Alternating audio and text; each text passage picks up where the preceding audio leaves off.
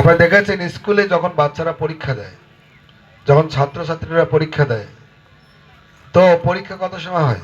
পরীক্ষা কয় ঘন্টা হয়? এই 3 ঘন্টার মধ্যে যদি কেউ 1 মিনিট লস করে তাহলে কত লস হইতে পারে? আর যদি কেউ পরীক্ষায় অ্যাটেন্ড না করে তাহলে কতদিন পিছিয়ে গেল? পর এই তিথিটা যোগ হয়। আজকে মঙ্গলময় তিথি, পরমেশ্বর ভগবান শ্রীহরির সান্নিধ্য আজকে থাকা মানে সৌভাগ্যের বিষয়।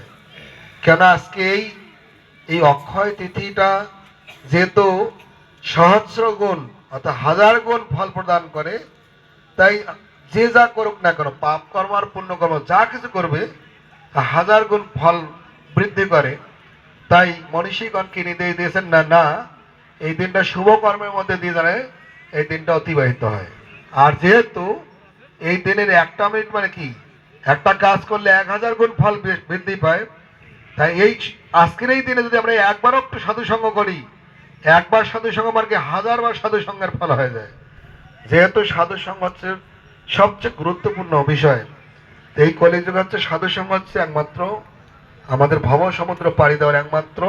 আপনারা শুনছেন, তো আমি অনুরোধ করব যে যেহেতু চৈতন্য মহাপ্রভু আমাদের কিন্তু একটা যোগ্যতা তিনি জানেন, কলিযুগে আমরা আমাদের কতটা যোগ্যতা কলির জীবের, এবং ভাগবতেও সুখদেব গোস্বামী জানেন এই কলির জীবের মানুষ অনেক কিছুতে অযোগ্য।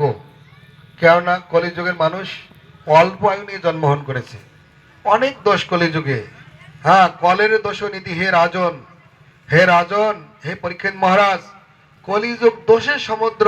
কি কি প্রাণী অল্প আয়ু নিয়ে জন্মগ্রহণ করেছে, মন্দ ভাগ্য।